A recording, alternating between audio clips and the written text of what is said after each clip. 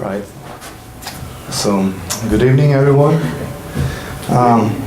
Today, I want to talk about a subject that's probably many of us will face eventually. I faced it in the middle of my walk. I have met a lot of people that their point of view on is the subject that I'm talking today on, and they start to challenge my faith, and they started to doubt about whether God exists and all my beliefs.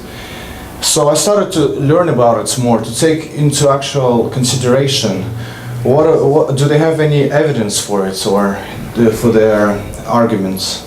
The subject that I want to talk today is atheism. Right now it's kind of a fashion, a fad to call yourself an atheist. Most of the time is being referred as, I'm an intellectual, I more know than you are, and most of the time is being led by pride. But I wanted today totalk about some of the arguments, probably the most common and most used comments by the atheists, and go into the depth of it and to answer each of those, to see, do they actually have any good arguments. Tonight I want to say that there are no good arguments, and by that I want to go over some of them. So, what is the atheism in the first place? Well, atheism. Oh yeah.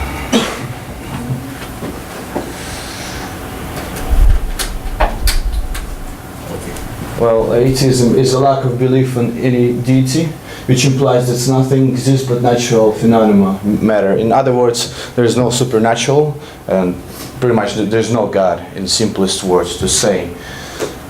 So what are some arguments? I kind of made this in a sense going from the silliest one to more like challenging ones. So let's go from the first one. I didn't know how to name it, so I named it. Haha, really. Well, I would say that one of the biggest weapon that atheists have, it's a satire. Example, so it will be like, they'll come, do you really believe that this book was written 1,000 years ago? It's a word of God, Do you really believe in a man with the beard in his skies? Or, all this kind of ways to make you feel silly. Well, to that, I have to say that this is a common example of a fallacy called horse laugh or appeal to ridicule. What it basically means that instead of facing the argument, they would just laugh at it. For example, people tell you, hey, 2 plus 2 is 4, and you'll be like, haha, really? 2 plus 2 is 4? And pretty much you're not facing the arguments that are given to you. What you do is just you ridicule them, and therefore make them look silly, and make them look like they are not valid. So the next one will be, I think this is one of the silliest arguments, but the funniest thing that it's one of the powerful arguments they say it is, who designed the designer? So pretty much it's about how God created everything in the world. If we suppose that God created everything is the world, the question begins, who created God? Who created the creator? Who designed the designer? And many times we can start to argue about on theological subjects, such as, God is outside space and time, and he's not ever been created. He existed always because there was no time. Or you can tell them that there's outside the space and time. And to me, I think that it just takes so much time, and it doesn't get you nowhere. So the simplest answer to this would be going like that. And in order to recognize that explanation A is the best, you don't need an explanation of explanation. So pretty much, for example, if you found out an explanation for something, you don't need to find another explanation to explain the explanation that be given. For example, if archaeologists, they would find different weapons, maybe arrowheads and swords and shields, the question would necessarily pop up that perhaps it was some tribe that left it there. It not necessarily came by itself there or evolved over a period of time, but it was some tribe. Do we have to know what tribe was it? No, as long as we got to this point, we don't need to go no more until the evidence will kick in and if there's necessity for it. So same here, who designed the designer? Designer as God is the best explanation to explain, is the best example to explain our origins of the universe, why we are here, and what's the purpose. And if you suppose there is God, there is no necessity to explain how God created, how God was, if He was designed or not. The next argument is religion cause wars. Many times you probably hear it so much. Your religions, all of you is cause of all evil. You're making so much wars and so much crime and death and murder and blood. Look at the wars that have been caused because of the religion. Religion is evil. I'm pretty sure most of you heard that. But let's actually look deeper into it. Well, the funniest thing that atheist himself he gave to respond to this question, to this argument. Bernard Russell, he was one of the most leading atheists of 20th century or 19th century. In his book, Why I'm Not a Christian, he wrote that you cannot assess the truth of the worldview, whether it's good for society. And the funniest thing, he was referring to Christianity because many people told him, look, Christianity is good. People behave in a certain way. They don't lie, they don't steal, they don't cheat. And he's saying, well, it has nothing to do whether the worldview is true based on impact that it gives on society. So same with religion. Whenever somebody will ask you that, it tells you that religion causes wars, and religion is evil, and people that are religious, they are psychopaths. Like, for example, we see, Muslim extremists, and they'll tell you, look, religion is evil. What you can say is just this, that it has nothing to do with the proposition, whether God exists or not. It's just red herring, or meaning that it's not on the topic. Or you can actually go into the depth and show them the criminals of the atheist regimes. For example, Stalin that killed 43 million people, Mao Zedong in China killed 73 million people, 35 he killed through his regimes that created famine, and people died of hunger and starvation. Pol Pot, Khmer Rouge, he killed 2 million people in 2 years. Fidel Castro, Trotsky. And many atheists, they try to defend them by saying, well, they just happen to be atheists. They're not, they just happen to be atheists. And if that, you have to go into the depth. What led them toward those massacres, those genocides that were occurred. And if you look at them, it's all been led by Marxism, Karl Marx, communism. And if you look into the depth of it, what it says, Karl Marx, quote, religion is opiate for the nation, meaning that religion is like this drug that puts people on and make them addicted to it, and we need to get rid of it. He says that in order to a new man to be created, a utopia, this wonderful world with new morals, with new standards, we need to get rid of traditional religious regimes, religious churches, and their ways of thinking. And that's what happens. If you take a look in Soviet Union, I was raised in Russia, but my grandparents, they're from Soviet Union. Tell me some about it, that religion was not permitted, that all the churches, they were destroyed, thrown down, pastors, preachers, whoever spoke about religion were whether executed or sent to Siberia for hard labor. It all was done in order to get rid of all the basic beliefs of any religion, any basic morals of any religion. The next, you can also say, look, it's only 7% of all wars in the world are religions. And this 7% is including Islam and all other religions. But if you take a look at Christianity only, the percentage will be a lot lower. Actually, also the other thing that there are so many lies about the history of Christianity and how many people been killed because of that. For example, Salem witch trial. How many people you think were killed at that times? Have anybody heard about Salem witch trial? Just give your best estimate. Huh? Yeah. Well, 10 innocent people. Huh? Innocent people, right? Yeah, how many? Like in general, like people.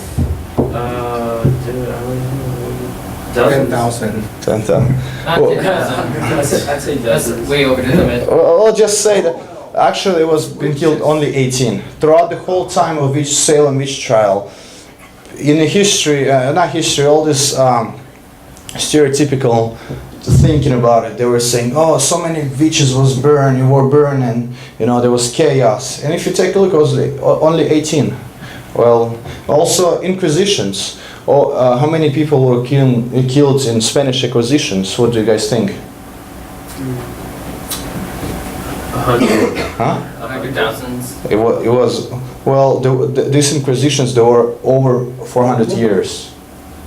Are you talking about when they kicked out the Arabs? When they came to Latin America and America to Oh, they killed millions. millions. Millions. Yeah? They killed millions. Well, actually, over 400 years, will kill 2,000. Most of the other people were killed because of the disease that they brought. They didn't have immune system to it, or because of the greedy Spaniards that came for gold and slaves. Those who came to preach the gospel, they kind of helped natives in a sense when this greedy Spanish traders came for gold and other resources. And also many times people would bring a Hitler saying that he was a religious, and his act of his Holocaust and Nazi and all this regime was because of his religious beliefs, because Hitler was raised in Catholic family, and so people assumed that he was Catholic, and it was often misunderstood this. Well, first they would say that look at him back in his Mein Kampf. It would say that he would call himself this Aryan Christ that came to pay back for the Jews for what have they done to Jesus by crucifying him. And he would bring all this, God related topics. For example, on their helmets it would be said, God is with us, God's min ung.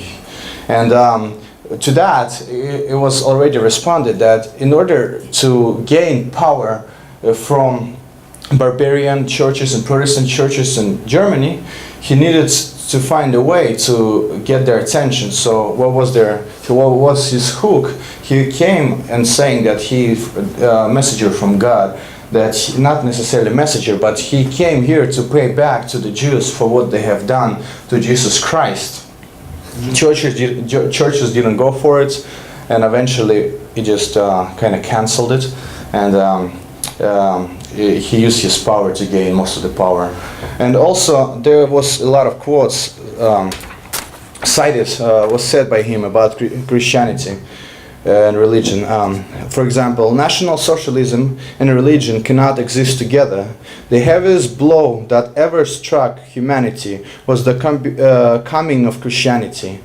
Bolshevism is Christianity's illegitimate child. Both are inventors of Jews. The deliberate lie in the matter of religion was introduced into the world by Christianity.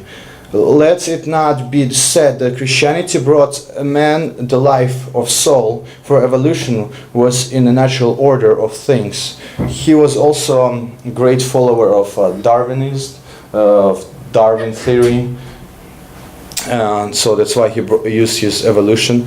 The second quote was, the best thing is to let Christianity die a natural death. When understanding of universe has become widespread, Christian doctrine will be convicted of absurdity. Christianity has reached the peak of absurdity, and that's why someday its structure will collapse. The only way to get rid of Christianity is to allow to die little by little. Christianity, the liar, will see. we will see to it that the churches cannot spread abhorrent teachings in conflicts with the interest of the state. So here, that these quotes represent that he was a strong opposer of Christianity, that there is no way that he was himself Catholic, as many people claim.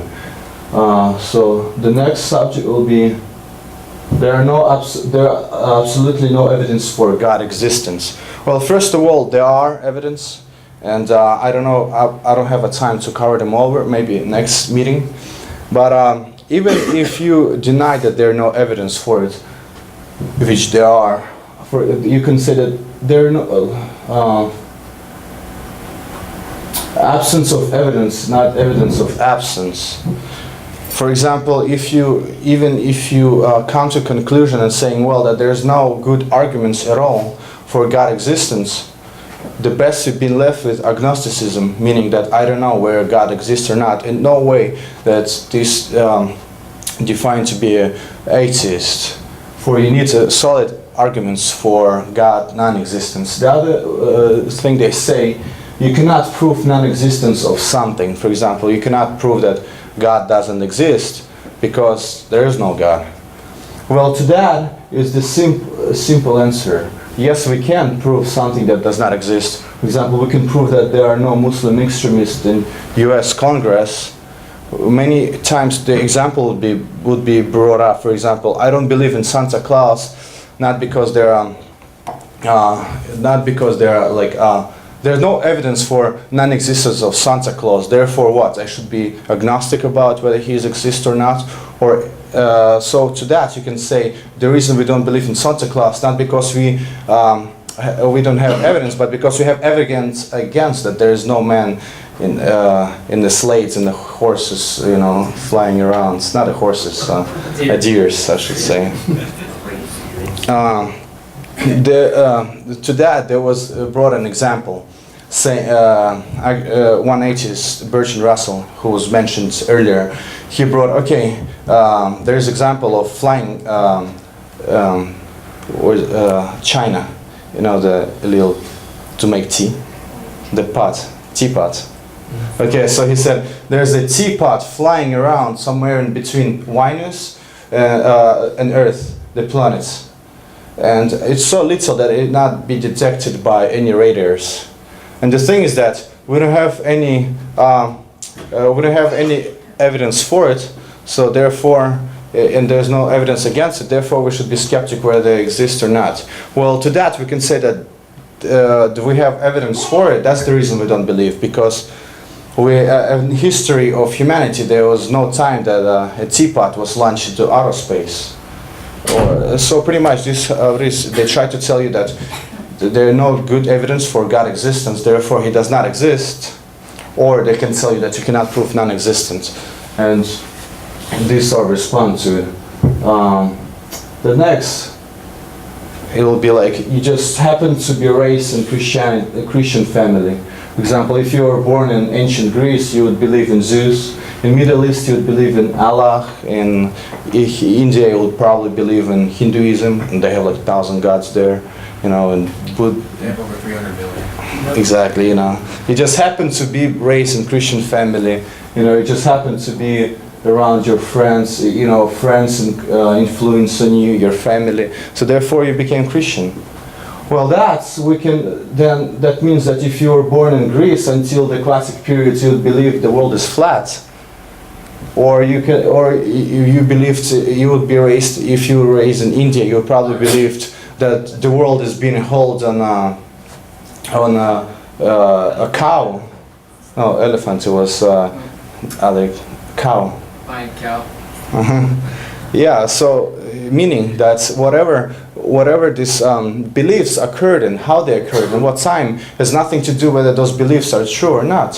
For example, a person who probably raised in Oxford University will probably have absolutely different beliefs on the world, whereas a person would be born in somewhere in Papua New Guinea. What do they have to do whether the position is true? Nothing. The next would be the other way to say it's genetic fallacy. Just because you explain how something began, therefore it falls. And it is being used many times, this argument, to tell, well, it just happened that you were raised in a Christian family, therefore, you know, you could have been raised some other family and claiming that your religion is true. But again, this has nothing to do with the actual view on the world is true or not. The next, probably Freud's theory. Freud's theory is being used in 20th century, 19th century so much that the reason we believe in God and afterlife is because of sorrow we experience in this life. Because we're fearful creatures that need some kind of beliefs to comfort us. That was being many times used to explain the religion, that the reason that we want to have a heaven because we may not be satisfied with this life and we want to go into this wonderful place to live and enjoy this wonderful creation and stuff. Well, to that the answer is that why would we that means why would we create a God that judges us and may even send to hell? If we are just the primates that being evolved over time, that means that most of our traits are from primates, meaning that we are fearful we wouldn't create a God that is not 100% sure that you're going to heaven. In order for that, you have to accept Jesus Christ and live according to His word. And also, it's not inefficient for primates. In order for that, you have to give a tithe to the church, give money to the church, which is absolutely inefficient for a primate. You have to limit your lifestyle, meaning that those many things that ordinary primate would like to do, such as drinking, going somewhere partying and stuff. In religion, if you believe in God and this religion that you created, that means you have to limit all those visitation, and it's absolutely inefficient for a primate. And also, this is the false hopes to make you feel better. For example, if you see a wolf that's coming on you, just to think that this is not a wolf but a rabbit wouldn't feel you any better. Or if you are freezing and thinking in your head, I'm so hot, I need to take off my jacket, it wouldn't necessarily feel you any better. And it's also one of the examples of genetic fallacy. Many Christians, they believe that, for example, the children, they have this strong sense of believing in God when they've been raised in a really young age, maybe like 5 years old. And many Christians, they believe that this is the way that God wanted to let people know about Himself by engraving this idea in their heads, in their hearts when they're little. Genetic fallacy. The next argument for it is evolution. Ooh, it's been so much debated. It's like, wow, evolution. This is it. God does not exist because evolution. Well, what they say about evolution explains how life was originated and how it developed over a long period of time. Since it does, that we don't need God as an explanation. It's been used so many times that it's like you turn on TV and it's there. Evolution versus creationism. God versus science. And what I have to say to that, evolution doesn't contradict God's existence, not at all, in no way. For example, Genesis admits all type of interpretations. For example, Saint Augustine in the 10th century, I believe, he and his churches, they were believing that God created life in some kind of potency that would slowly develop throughout the period of time, and that explanation came 1500 years before Darwin, his evolution. When Darwin himself came with the evolution proposition of theory of evolution, Asha Gray, devoted Christian biologist in Oxford University, he said to the Darwin, "Oh, maybe that's how God created, because he never mentioned it in the Bible how exactly he created." And the only question that we would ask is whether evolution actually occurred or not. For example, if you look at the probability of evolution, it's such a big number. It's 153 quadrillion, followed by 15 zeros to 1. meaning the probability that what is the chances of something to be more likely to happen. For example, if you write a test and you have 4 multiple choices and you don't know how to answer it, you have 25% chance to guess it right. It's 1 to the 4th. Here we see it's 1 to the 153 quadrillion followed by 15 zero.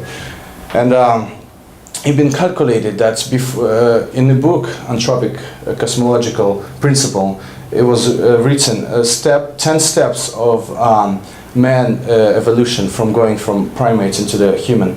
And each step is so improbable that before it would happen, the sun would cease to be the main star sequence. It would burn everything out. So that's how improbable it is. So if evolution did occur, it was literally a miracle, and proves that God exists, and in no way it contradicts God's existence.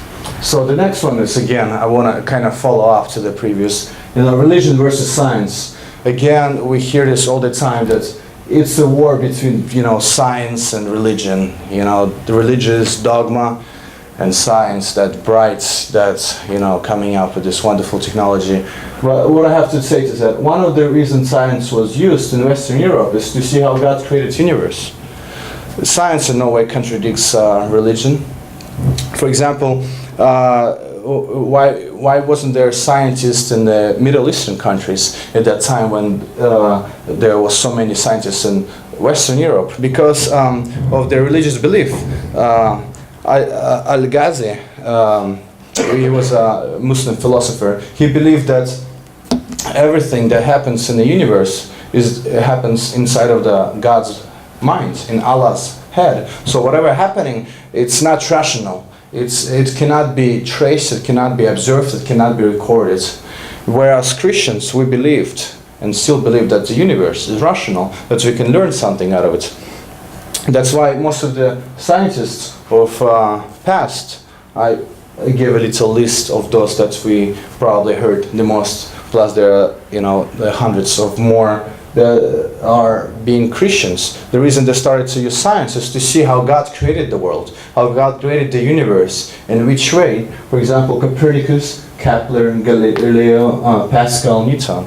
They're all famous scientists of the past. And it has nothing to do whether they were religious or not, because they were Christians. They were devoted Christians, and they still believed in science.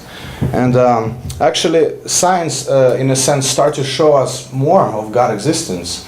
The more we start to know about science and everything that in natural world, the more it shows the God existence. For example, we discovered that the world, the universe, had begun. For example, if you say, 100 million ago, what happened to that? Before that, you'll say 101 million. And how far can you go all the way back? There was eventually a time where the universe had begun. Throughout the past eras, for example, 17, 19 area, people believed that the universe was eternal. It never had begun. It was infinite.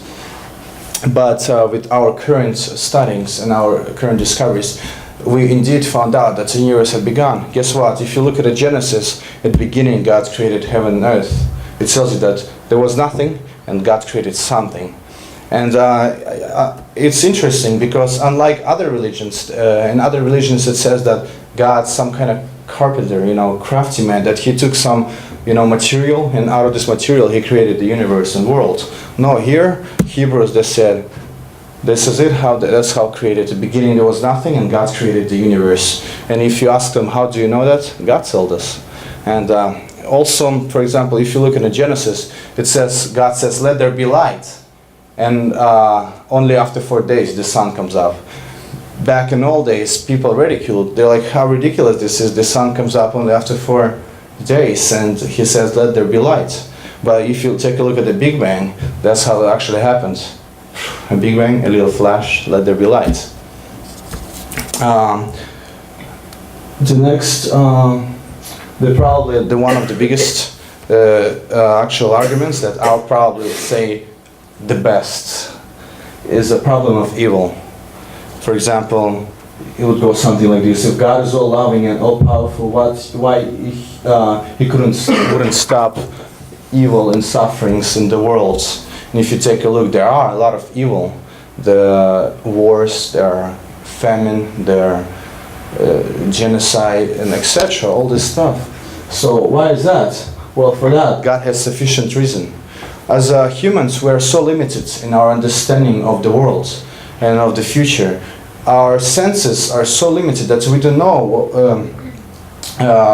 the upcoming future. For example, God may have sufficient reason for that. The purpose of God's creation of the universe is to bring as much people as possible to know Him freely in their choice. And if that, in order for that, He needed to create a world with a lot of sufferings and crimes and evil to people actually truly realize what is goodness. Maybe that perhaps He did that. And the other defense for that is free will. Man was created with the free will. That's why Adam and Eve, they sinned against God. Eve, she freely took the fruit of wisdom, knowledge, good and evil on her will, and therefore rebelled against God. And right now we have this free will. For example, 9/11, many people say, how come God did not prevent that? Well, they had their own free will. They got into the planes and blew themselves up. So in order for us to have this true plan according to God, He needed to create us with the free will. Otherwise we'll be like a robots.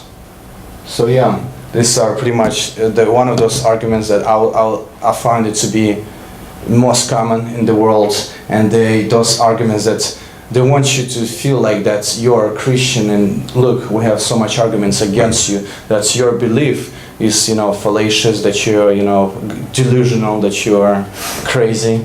Well, that's one of the best they got there, and in half an hour, I just told you all of them. And yeah, so this is pretty much it for evening. So I'll just maybe take your questions. Perhaps some of you maybe heard some more arguments.